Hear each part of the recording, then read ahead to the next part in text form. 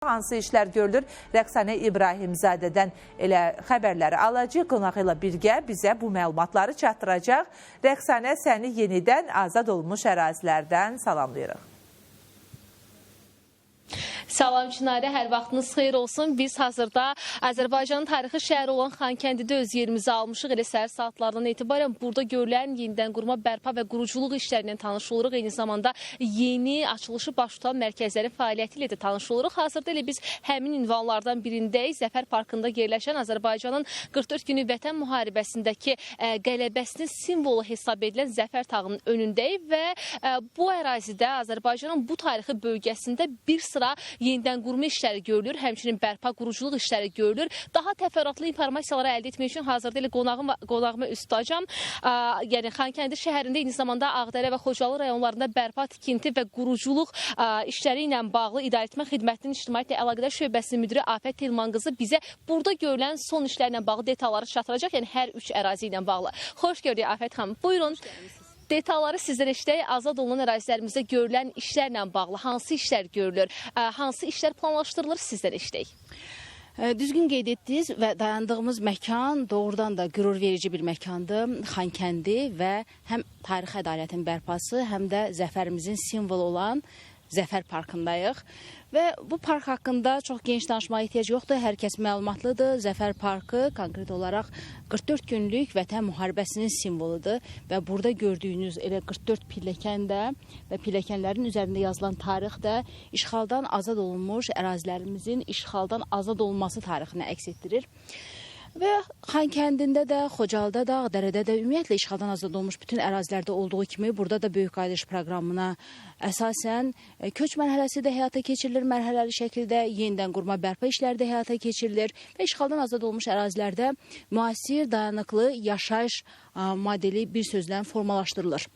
Və gördüyünüz kimi hər bir yaşayış yeri, hər bir obyekt canlandırılır, yeni nəfəs verilir. Burada ayrı-ayrı məkanlar istifadəyə verilir, eyni zamanda mərkəzlər istifadəyə verilir və bəziləri haqqında məlumatlısınız və bəziləri haqqında da indi sizə məlumat verəcəm ki, hansı istiqamətdə işlər görülür.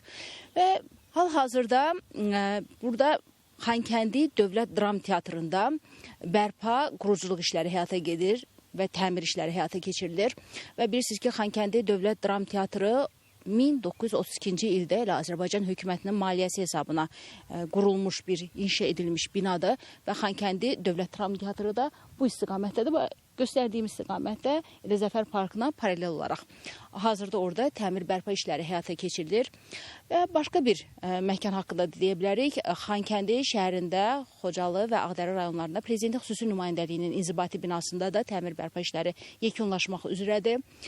Bir çox yerlər var ki, yaşayış yerləri var ki, fərda yerlər var ki, orada da bərpa işləri həyata keçirilir. Həm Xankəndi şəhərinin özündə, həm Xocalıda, həm də Ağdərədə. Yəni köç mərhələsi ilə əlaqəli olaraq insanların öz evlərinə qayıdışı ilə əlaqədar olaraq evlərdə də bərpa, təmir işləri həyata keçirilir.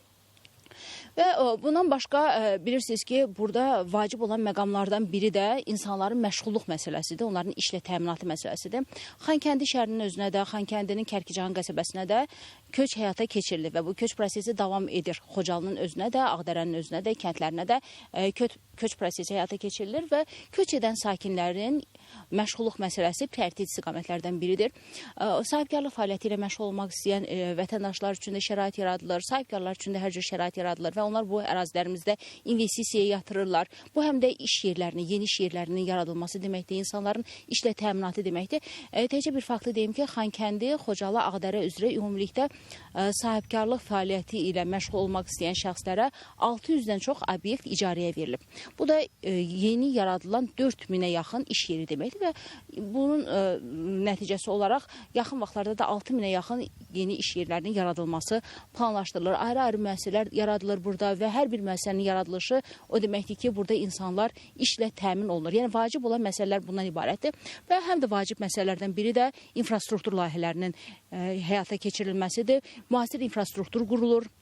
Və bilirsiniz ki, işğal olunmuş ərazilərdə, işğal dövründə bütün müasir infrastruktur layihələri hamısı yararsız vəziyyətə düşmüşdü və rabitə şəbəkələri yenidən qurulur, yollar yenidən çəkilir, qaz, su, elektrik xətləri yenidən çəkilir və bütün bu işlər həyata keçirilir ki, insanlar burada rahat şəkildə yaşasınlar və öz həyatlarını rahat şəkildə davam etdirsinlər. Vacib olan məqamlar məktəbdir, bağçadır, səhiyyədir və bu istiqamətdə də işlər görülür davamlı şəkildə hər üç ərazidə. Təşəkkür edirəm ətraflı şəkildə informasiyaları Xankəndidən bizə çatdırdığınız üçün. Bəli, elə işğaldan azad olunan ərazilərimizdə bərpa, quruculuq və yenidən qurma işləri son sürətlə davam edir. Həm infrastruktur baxımından, həm əhalinin burada məskunlaşıb rahat şəkildə yaşaya bilməsi üçün onların işlə təmin olunması da önəmli məsələlərdən biridir və bu istiqamətdə də işlər davam edir. Çatdıra biləcəyimiz informasiyalarsa bu qədərdir. Sözü yenidən sizə ötürürəm. Təşəkkürümü bildirirəm Rəqsanə, azad olmuş ərazilərdən bizə çatdırdığın informasiyalara görə.